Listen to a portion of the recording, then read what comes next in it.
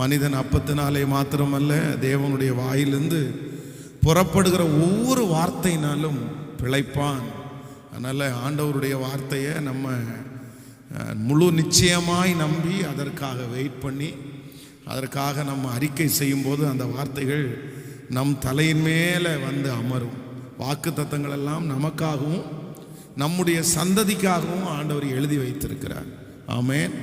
மனிதனுடைய வார்த்தைகள் மாறலாம், ஆனால் ஆண்டவருடைய வார்த்தை ஒரு நாள் என்ன பண்ணாதுன்னா மாறவே மாறாது. வானம் மாறலாம், பூமி மாறலாம், ஆனால் கர்த்தருடைய வார்த்தை ஒரு நாள் என்ன பண்ணாதுன்னா மாறாது. அதனாலே இந்த 21 நாட்களும் ஆண்டவர் நமக்கு கொடுக்குற வாக்கு தத்தத்தை எல்லாம் நம்ம என்ன பண்ணணும்னா முற்றிலுமாய் நம்பணும்.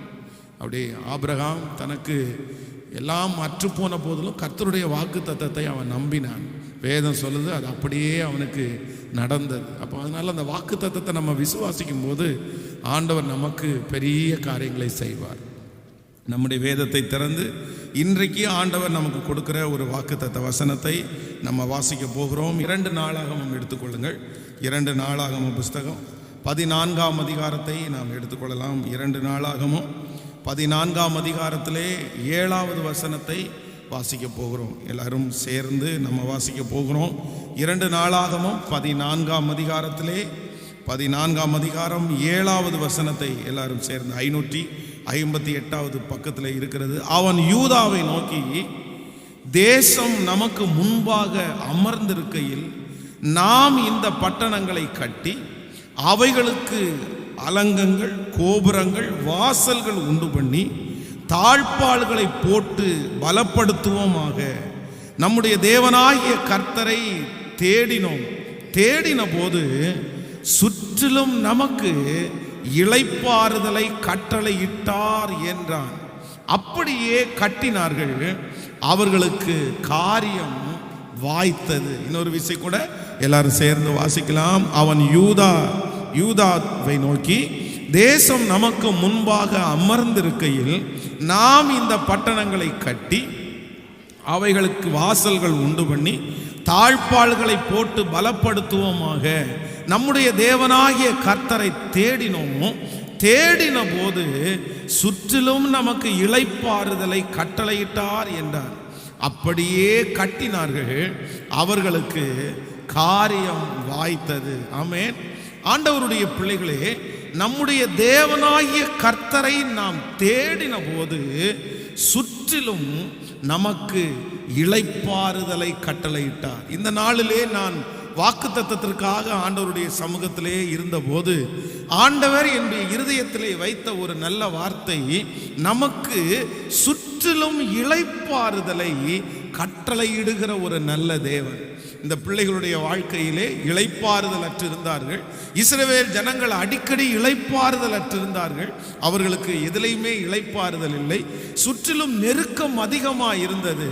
ஆனால் வேதம் சொல்லுகிறது, அவர்கள் ஆண்டவரை தேடின போது என்னுடைய ஆண்டவர் அவர்களுக்கு என்ன கட்டளையிட்டார் என்றால், சுற்றிலும் தேவன் இளைப்பாறுதலை கட்டளையிட்டார். இன்றைக்கு இந்த காலை வேளை ஆராதனையிலே ஒருவேளை இந்த ஜெபத்திலே இருக்கிறவர்கள் இளைப்பாறுதல் இல்லாமல் இருக்கலாம். எனக்கு ஒரு இளைப்பாறுதலே இல்லை, எனக்கு ஒரு சமாதானமே இல்லை, நான் ரொம்ப அங்கலாய்ப்பாய் மனதுக்குள்ளே வேதனையோடு இருக்கிறேன், எனக்கு ஒரு இளைப்பாறுதல் வராதா, எனக்கு ஒரு சமாதானம் வராதா? ஆனால் ஆண்டவராகிய கர்த்தர் இன்றைக்கு நமக்கு வாக்கு கொடுக்கிறார், நான் உன்னை சுற்றிலும் இளைப்பாற பண்ணுவேன். உங்களை சுற்றி கர்த்தர் வெகு சீக்கிரத்திலே ஒரு இளைப்பாறுதலை கர்த்தர் தருவேன் என்று கர்த்தர் வாக்கு கொடுக்கிறார். நம்புகிறவர்கள் கைகளை மேல உயர்த்தி சத்தமாய் ஒரு ஹல்லேலூயா சொல்லலாம். நீங்கள் வேதத்திலே 1 ராஜாக்களின் புஸ்தகத்தை வாசிப்பீர்களே ஆனால் அங்கே சாலோமோனை குறித்து வேதம் சொல்லுகிறது. சாலோமோனுடைய 40 வருஷத்திலே வேதம் சொல்லுகிறது, அந்த ஆண்டுகளிலே ஆண்டவர் அவனுக்கு சுற்றிலும் சுற்றிலும் இளைப்பாறுதலை கொடுத்தார். அவனுக்கு எதிராளிகள் அங்கே வரவில்லை, அவனோடு போர் செய்கிறவர்கள் அங்கே இல்லை, அவனுடைய ராஜ்ய பாரத்திற்காக அடி போடுகிறவர்கள் அந்த இடத்துல இல்லை, இவனுடைய ஆசீர்வாதங்களை பிடுங்கிறவர்கள் இல்லை. வேதம் நமக்கு சொல்லுகிறது, சாலோமன் ராஜ்ய பாரம் பண்ண அந்த நாட்களிலே சுற்றிலும் இருக்கிற எல்லாருடைய கண்களிலேயும் ஆண்டவன் அவனுக்கு ஒரு பெரிய இளைப்பாறுதலை கட்டளையிட்டார். நான் நம்புகிறேன் உங்களுடைய வாழ்க்கை ஒருவேளை தத்தளித்து கொண்டிருக்கலாம். மகனை நினைக்கும் போது உங்களுடைய மனதிலே இளைப்பாறுதல் இல்லை, கடன் பிரச்சனையை நினைக்கும் போது உங்களுடைய வாழ்க்கையிலே இளைப்பாறுதலே இல்லை. நான் நிம்மதியாய் தூங்கி பல நாட்கள் ஆகிறது, பல வருஷங்கள் ஆகிறது, என்னுடைய ஆத்துமா இளைப்பாறுதல் இல்லாமல் இருக்கிறது. எனக்கு எல்லாமே இருக்கு பாஸ்டர், எனக்கு சொத்து இருக்கு, எனக்கு கார் இருக்கு, எனக்கு இடம் இருக்குது, எல்லாம் இருந்தும் என்னுடைய இருதயத்தில் என்னமோ தெரியல, ஒரு இளைப்பாறுதல் இல்லை, சஞ்சலமாய் இருக்கிறது.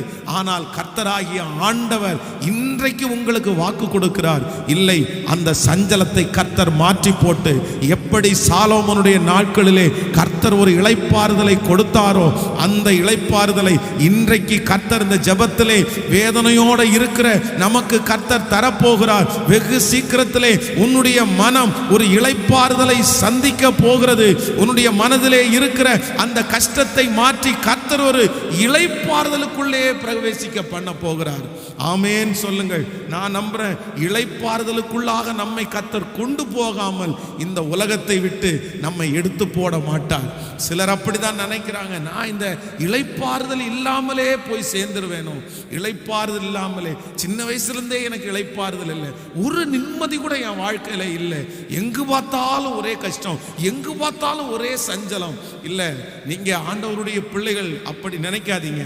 நம்முடைய ஆண்டவர் நினைச்சாருன்னா உங்களை வெகு சீக்கிரத்தில் என்ன பண்ணுவார்னா, எந்த பிரச்சனையும் இல்லாம, சுற்றிலும் எந்த ஆபத்தும் இல்லாம, அங்கே உங்களை எதிர்ப்பார் இல்லாம, உங்களுக்கு விரோதமாய் பேசுகிற ஆட்கள் இல்லாம, உங்க மனசை காயப்படுத்துகிற அந்த ஆட்கள் இல்லாம, கர்த்தர் என்ன பண்ணுவார்னா சுற்றிலும் சுற்றி நமக்கு என்ன பண்ணுவார்னா இளைப்பாறுதல் தருவார். இப்போ சுற்றிலும் உங்களை குத்துகிறவர்கள், இப்போ சுற்றிலும் உங்கள் மேல் பொறாமைப்படுகிறவர்கள், இப்போ சுற்றி இருக்கிற எல்லா ஜனங்களும் உங்க மேல வெறுப்பை கொட்டுறவங்களா ஒருவேளை இருக்கலாம்.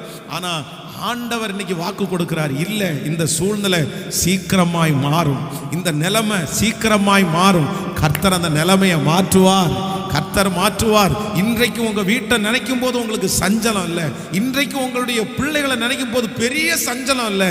ஆனா கர்த்தராகிய ஆண்டவர் சொல்லுகிறார், இல்லை மகனே, இல்லை மகளே, வெகு சீக்கிரத்தில் நான் உன்னை எப்படி வைக்க போறேன் அப்படின்னா, நீ உன்னோடு போராடுகிறவர்களை தேடியும் காணாதிருப்பாய். உனக்கு விரோதமாய் எழும்புகிறவர்கள் அங்கே இருக்க மாட்டார்கள். உனக்கு விரோதமாய் பேசுகிற நாவை நான் குற்றப்படுத்துவேன்.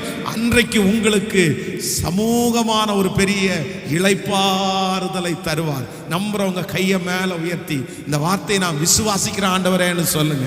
எஸ், ஹல்லேலூயா. இந்த வார்த்தை எனக்குத்தான் என்று சொல்லுங்கள். வெகு சீக்கிரத்தில் நம்முடைய பிள்ளைகளை நினைக்கும் போது ஒரு இளைப்பாறுதல் வரும். உன்னுடைய இருதயம் இளைப்பாறும், உன்னுடைய மனது இளைப்பாறும். நம்முடைய தேவன் நம்முடைய பிள்ளைகளுக்கு இளைப்பாறுதலை கொடுக்கிற நல்ல கர்த்தர் அவர். ஹல்லேலூயா.